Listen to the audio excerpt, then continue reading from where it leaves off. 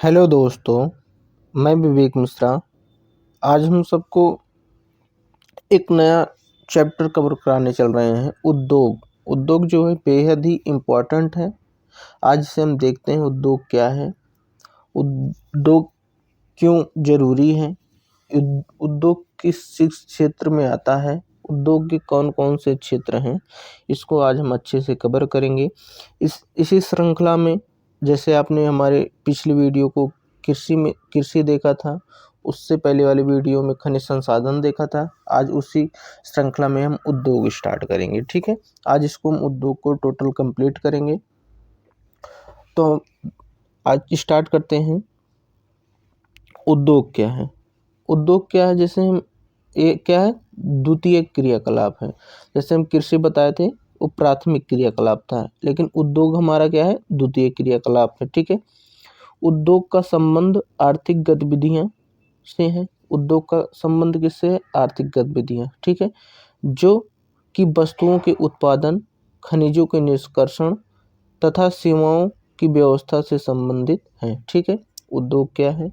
जैसे कि वस्तुओं का उत्पादन जहाँ होता हो, ठीक है, खनिजों का निष्कर्षण, जो खनिज निकाले जाते हैं उसका निष्कर्षण होता हो, अथवा जो सेवा की व्यवस्था जो देते हैं, ठीक है, जो सेवाएं हैं, जैसे मान लीजिए हमारा परिवहन एक सेवा व्यवस्था है। अगर इस परिवहन बनाना होगा तो कोई फैक्ट्री लगेगी, वही कोई उद्योग होगा, तो हमारा एक सेवा क्षेत्र कंप्लीट होता है। ठीक है, जैसे एक सेवा क्षेत्र कंप्लीट करने के लिए जैसे हमें परिवहन बनाना होगा, तो अगर एक बस बनाना होगा तो कई सारे उद्योग मिलकर एक बस बना पाते हैं। जैसे टायर कहीं और बनता होगा, उसकी स्टील बॉडी कहीं और बनती होगी। ठीक है, उसका मतलब जो अलग अलग सिस्टम है उसमें कई कई जगह से आके मिलके फिर एक जगह मैन्युफैक्चरिंग होते हैं। ठीक है, उस वही हमारा उद्योग आ जाता है। ठीक है, अब उद्योग का वर्गीकरण देखेंगे। उद्योग क्या है का वर्गीकरण? उद्योग मूलतः 3 भागों में विभाजित किया गया है: कच्चे माल, आकार और स्वामित्व के आधार पर। ठीक है, उद्योग को 3 भागों में विभाजित किया गया है। ठीक है, एक कच्चे माल की उपलब्धता के आधार पर, आकार के आधार पर और स्वामित्व के आधार पर। ठीक है, अब कच्चे माल की उपलब्धता में देखते हैं। यहाँ पे एक कृषि पर आधारित होगा, जो हमारा एक उद्योग होगा कृषि पर आधारित। जैसे हमारे रेशम पाल हो गया, ठीक है, जैसे वस्त्र उद्योग हो गया, ये कृषि पर भी आधारित है। ठीक है, खनिज आधारित जैसे हमारे लौह अयस्क एल्युमिनियम, ठीक है, और हमारे तांबा पीतल जो भी कुछ होगा ये हमारे खनिज आधारित हैं। समुद्री उत्पाद, जैसे समुद्री उत्पाद मतलब जैसे हमारे मछली पालन हो गया, या उससे निर्मित जो हमारा तेल बनता है, ठीक है, बहुत सारी औषधि बनती है, इससे संबंधित। वन आधारित में आ जाएगा, जैसे हमारे बहुत सारे फर्नीचर, पेपर, लुगदी, सजावटी घरेलू सामान या होम डिजाइनिंग में जो सारे सामान आते हैं वन आधारित होते हैं। ठीक है, आकार के आधारित पर, ठीक है, आकार के आधारित पर निवेश व रोजगार उत्पादन। आकार में निवेश, रोजगार व उत्पादन यह कितने प्रकार का होता है? 2 प्रकार का। कितने प्रकार का? 2। एक लघु आकार का उद्योग और बृहद आकार का उद्योग। ठीक है, लघु आकार का उद्योग जिसमें कम मजदूर, कम उत्पादन, निवेश भी कम होगा। ठीक है, वो लघु आकार का उद्योग होगा। बृहद आकार का उद्योग जिसमें निवेश अधिक मात्रा में होगा, रोजगार भी क्या होगा? अधिक होगा, और हमारा उत्पादन भी अधिक होगा। ठीक है, स्वामित्व के आधार पर हम देखते हैं, आते हैं तीसरा स्वामित्व। सार्वजनिक यानी कि राज्य स्वामित्व, जिसमें सरकार के जो मूलतः सरकार के अंतर्गत होता है या सरकार की हिस्सेदारी अधिक होती है। ठीक है, अब निजी क्षेत्र जिसे प्राइवेट कहते हैं, या पूंजीपति लोगों के द्वारा चीजें पूंजीकरण की एक विधि है, जिससे क्या होता है, एक उद्योग लगाया जाता है। संयुक्त क्षेत्र कहने का मतलब निजी और क्या होता है, सार्वजनिक, दोनों मिलकर करते हैं। ठीक है, सहकारी क्षेत्र जैसे हमारा अमूल, सुधा डेयरी, ये सब किसके अंतर्गत आ जाते हैं? हमारा सहकारी के अंतर्गत। सहकारी आगे, ठीक है, इसमें सरकार जो है सहायकी देती है। ठीक है, आगे देखते हैं उद्योगों के अवस्थित के कारक, यानी कि उद्योग कहाँ लगाए जा सकते हैं, उनसे संबंधित हम कुछ कारण देखते हैं। उद्योग, देखो उद्योग कहीं अगर लगेगा तो हम देखते हैं हमारे पास क्या क्या व्यवस्था होनी चाहिए। उद्योग लगाने के लिए सबसे पहले हमें क्या होना चाहिए, जल की भी उपलब्धता होनी चाहिए। जो हम यहाँ पे प्रोडक्शन कर रहे हैं उसके लिए एक पर्याप्त बाजार भी होना चाहिए जिससे हम वहाँ पे अपने निर्यात कर सके। पूंजी की भी ज़रूरत होगी क्योंकि कोई भी उद्योग लगाने के लिए पैसा भी बहुत ही ज़रूरी है। श्रम का मतलब है उसमें काम करने वाले। कोई फैक्ट्री लगी है, अगर उसमें काम करने वाले ना रहें तो फैक्ट्री कैसे चलेगी। तो श्रम भी मोस्ट इम्पॉर्टेंट है, यानी कि उसमें एक हिस्सा श्रम है। कच्चा माल की उपलब्धता होनी चाहिए, ठीक है। विद्युत, आजकल जानते हो बगैर विद्युत के कुछ होने वाला नहीं है, ठीक है। सारी मशीनें, लाइट, कुछ भी होगा तो हमारा विद्युत होना चाहिए। भूमि, बगैर भूमि के तो कोई कुछ हो ही नहीं सकता, क्योंकि कोई भी चीज़ अगर आपको स्टेबलाइज करना है या खुद ही हमें कहीं खड़ा भी रहना हो तो हमें भूमि की ज़रूरत होगी। परिवहन, जो हमारा माल प्रोडक्शन होगा उसको हम परिवहन के माध्यम से एक स्थान से दूसरे स्थान पे यानी मार्केट तक ले जाएंगे। और संचार की व्यवस्था होना बहुत ही जरूरी होता है। उद्योग से संबंधित जो हमारे कारक कौन थे, जल, बाजार, पूंजी, श्रम, कच्चा माल, विद्युत, भूमि, परिवहन, संचार। एक क्या होना इम्पॉर्टेंट चीज है, किसी भी उद्योग की अवस्थिति को होने के लिए इम्पॉर्टेंट फैक्ट हैं, ठीक है। इनको होना बहुत ही जरूरी है, ठीक है।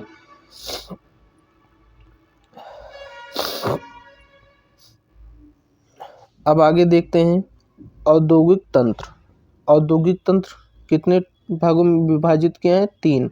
निवेश के, प्रक्रम के और निर्गत के। निवेश में हम देखते हैं क्या होना चाहिए, कच्चा माल, श्रम, कच्चा माल, भूमि, जल, परिवहन, विद्युत।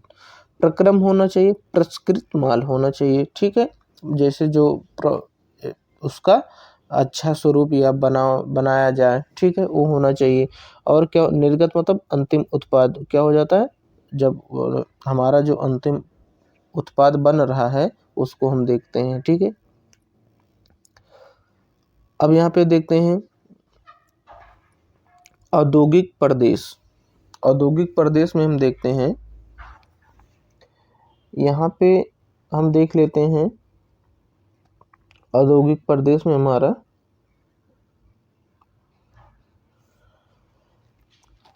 अनेक उद्योगों की अवस्थित एक साथ, जैसे अनेक उद्योगों की अवस्थिति एक साथ देखते हैं।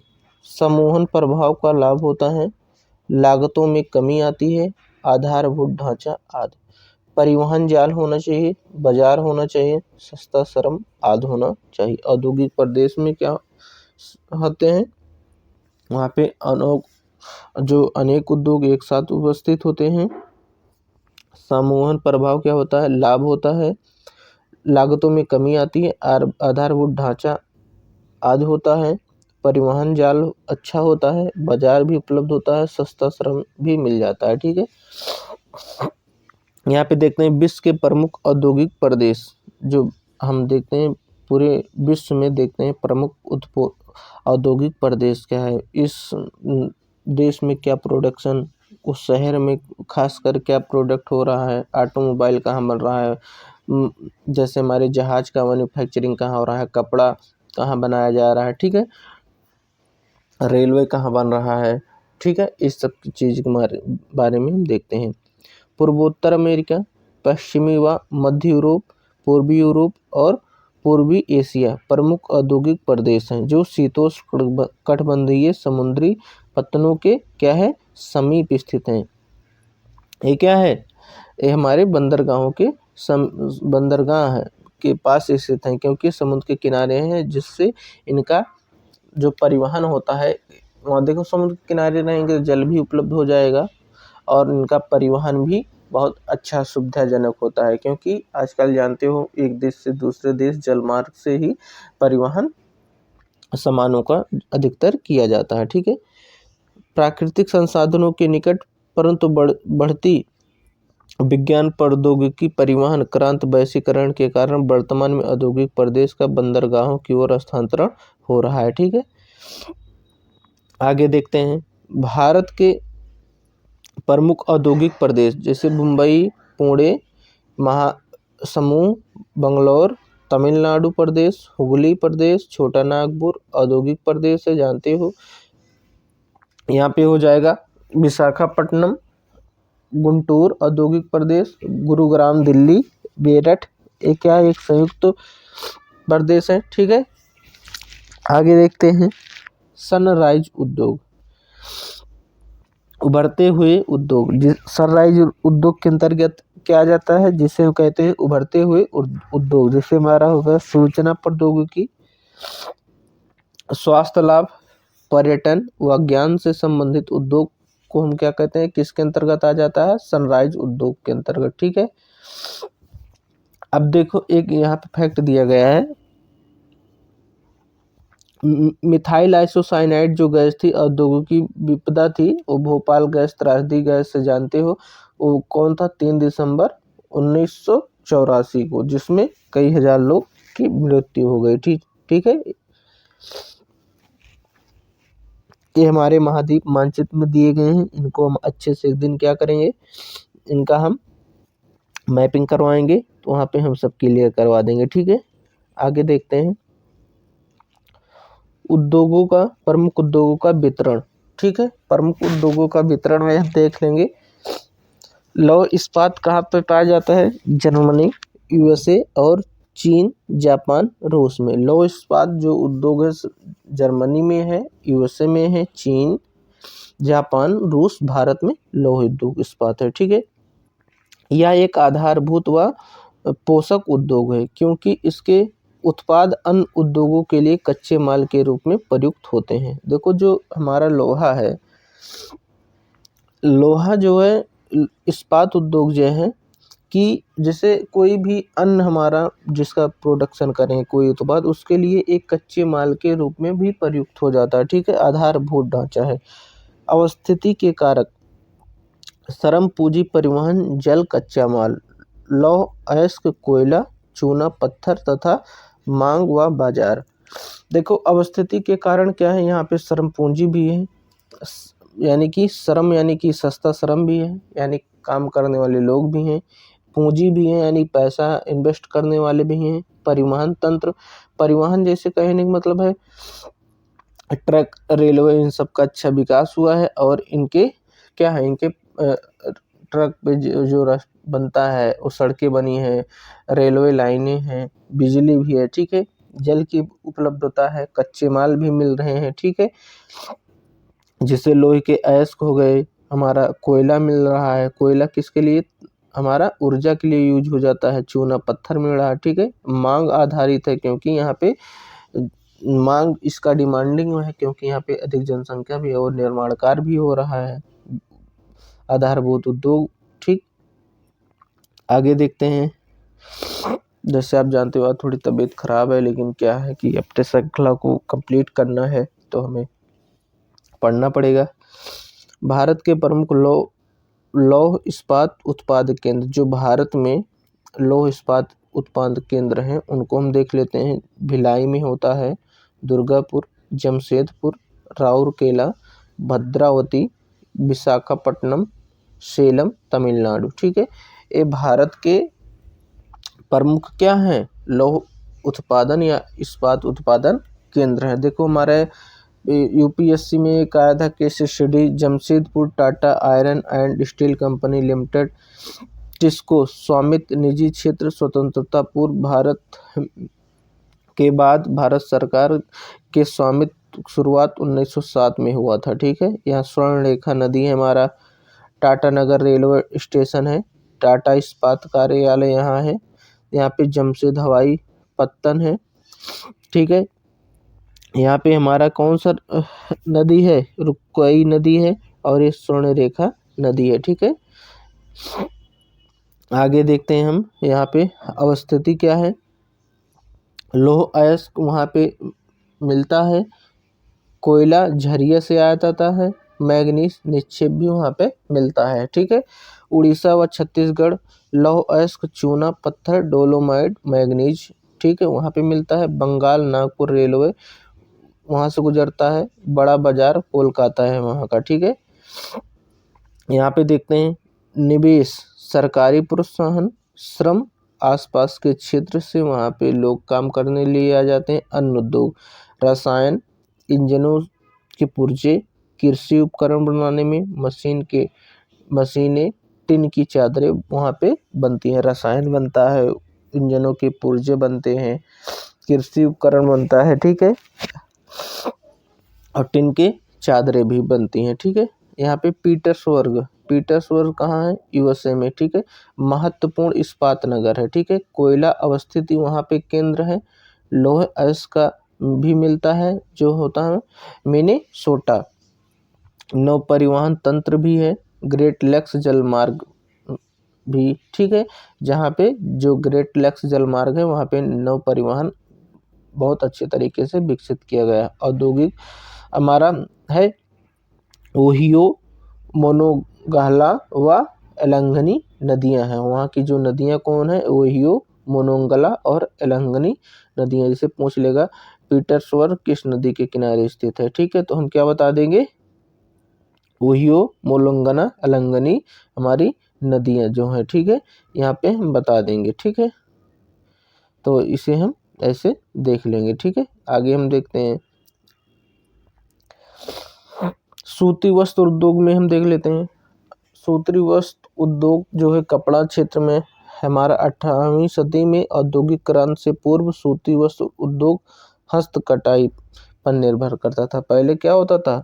सूती वस्त्र उद्योग क्या था? हस्तकटाई से, हाथों से बनाया जाता, उसकी सूत को कटाई की जाती है। ठीक है, लेकिन जब औद्योगिक क्रांति आई अब तो बड़ी बड़ी मशीनें लग गई, बाद में पावरलूम आदि के द्वारा निर्मित किया जाने लगा। ठीक है, भारत में प्राचीन सूती वस्त्र उत्पादन केंद्र कौन कौन थे? जैसे यहाँ पे ढाका में था तो वहाँ से मलमल वस्त्र बनता था।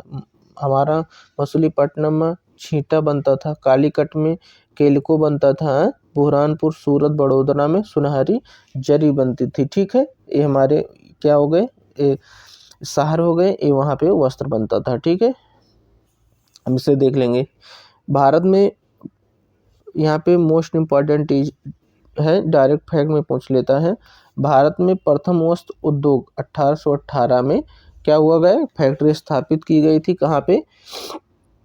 पोर्ट गलेस्टर, कोलकाता में। कुछ समय बाद वह बंद हो गई, लेकिन हमारा दोबारा चालू हुआ 1854 में, जिसे हम प्रथम सफल यंत्रीकृत वस्त्र उद्योग मानते हैं, जहाँ पे मुंबई में हुआ था। जो हमारा 1818 में हुआ था वो हमारा सफल नहीं हुआ था, वो बंद हो गया था। लेकिन जो प्रथम हमारा सफल यंत्रीकृत जो वस्त्र उद्योग था वो मुंबई में 1854 में हुआ था। ठीक है, प्रारंभ हुआ था। प्रारंभ से यह उद्योग महाराष्ट्र व गुजरात में विकसित, क्योंकि जैसे जो हमारे उद्योग थे देखो अधिकतर महाराष्ट्र और गुजरात में ही थे। क्योंकि कारण क्या था? वहाँ पे जो जलवायु थी आर्द्र जलवायु थी और तटीय बंदरगाह, मेन चीज तटीय बंदरगाह था, क्योंकि वहाँ पे जैसे हमें आयात निर्यात करना होता था तो वहाँ पे हमारे परिवहन की सुविधा बहुत ही अच्छी उपलब्ध थी। ठीक है, कच्चा माल व सस्ता श्रम और निवेश भी वहाँ पे उपलब्ध था। ठीक है, वर्तमान में विकास औद्योगिक अवस्थित में बदलाव आया। आर्द्रता, कृत्रिम कच्ची कपास शुद्ध होती है। वस्त्र उत्पादन प्रक्रिया में वजन कम नहीं होता है। ठीक है, इसलिए देश में विभिन्न भागों में सूती वस्त्र उद्योग केंद्र स्थापित हो गए। ठीक है, जैसे जैसे कोयम्बटूर, कानपुर, चेन्नई, मुंबई, कोलकाता, लुधियाना, पानीपत आदि क्षेत्रों में भी सूती वस्त्र उद्योग का निर्माण होने लगा। ठीक है, अब यहाँ पे देखो एक केस स्टडी भी दिया गया है। अहमदाबाद साबरमती नदी भारत का मैनचेस्टर है। पहली सूती वस्त्र मिल कब हुआ था वहाँ पे अहमदाबाद में? 1859 में। ठीक है, वहाँ पे क्या कारण है? अनुकूलित अवस्थित है, कपास उत्पादन केंद्र है, नज़दीकी है, आदर्श जलवायु है, सस्ता और कुशल श्रमिक भी वहाँ पे उपलब्ध है, इजी ऑफ डूइंग बिजनेस सुविधा है, पूंजी निवेश करने वाले पूंजीपति भी हैं, परिवहन की भी सुविधा जैसे बताएं, और बंदरगाह भी है। ठीक है,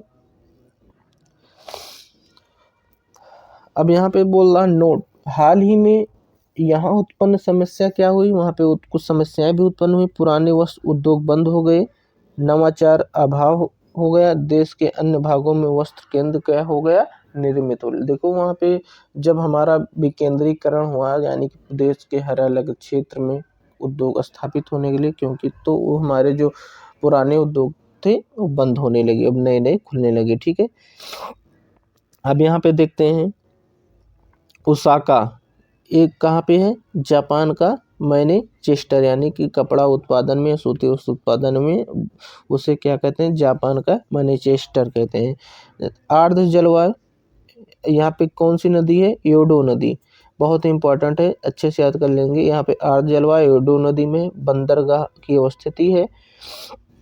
आयातित कच्चे माल पर यह निर्भर है। मिस्र भारत चीन से कपास का आयात करता है, यानी कि वो जो जापान कहाँ से कपास को खरीदता है, मिस्र के से खरीदता है, भारत जापान से कपास की आयात करता है। ठीक है, उच्च गुणवत्ता व कम मूल्य के कारण वैश्विक बाजार में मांग है। ठीक है, इसकी उच्च गुणवत्ता और वैश्विक कम मूल्य है। ठीक है, गुणवत्ता अच्छी है लेकिन मूल्य क्या है, कम है, इसलिए इसका वैश्विक बाजार में बहुत ही मांग है। अब आ जाते हैं सूचना प्रौद्योगिकी। ठीक है, सूचना प्रौद्योगिकी में देखते हैं यह उद्योग सूचना संग्रहण, प्रक्रम व वितरण को व्यवहार में लाते हैं। जैसे सूचना प्रौद्योगिकी में होगा, जैसे हम कोई न्यूज या सूचना पाते हैं तो उसे देखते हैं और हम क्या करते हैं, प्रसारित करते हैं, या वितरण यानी कि एक स्थान से दूसरे स्थान तक पहुंचाते हैं। ठीक है, वैश्वीकरण व उदारीकरण के कारण इसका क्या हुआ, विकास हुआ। अवस्थिति क्या है,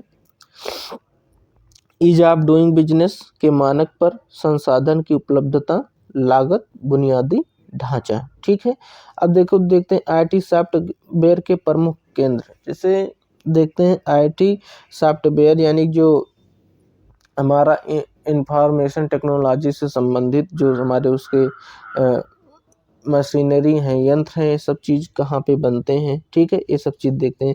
सिलिकॉन घाटी कहाँ है, कैलिफोर्निया अमेरिका में। और हमारे यहाँ देखते हैं बेंगलुरु को भी क्या कहते हैं, वहाँ पे आईटी सेक्टर बहुत ही अच्छे डेवलप हुआ है। ठीक है, यहाँ पे एक केस स्टडी है, बेंगलुरु जो है दक्कन का पठार है। ठीक है, सिलिकॉन पठार जिसे बोलते हैं। ठीक है, यहाँ पे वर्ष भर मृदु जलवायु बनी रहती है, धूल मुक्त है। ठीक है, आधारभूत ढांचा इंटरनेट बहुत ही अच्छा है, कम खर्चीला है। सूचना प्रौद्योगिकी नीति सर्वप्रथम कब अपने यहाँ लागू हुई थी, 1992 में कर्नाटक सरकार द्वारा घोषित किया गया था। यहाँ पे सूचना प्रौद्योगिकी कब 1992 में कर्नाटक सरकार द्वारा घोषित किया गया था। ठीक है, बेंगलुरु में सर्वाधिक आईटी महाविद्यालय व शिक्षा संस्थान है। आईटी सेक्टर कुशल मानव श्रम की जरूरत होती है। ठीक है भाई, जो इंजीनियर ये सब बनते हैं आईटी सेक्टर में ही जाते हैं ना, वो कुशल श्रमिक की भी जरूरत होती है। ठीक है,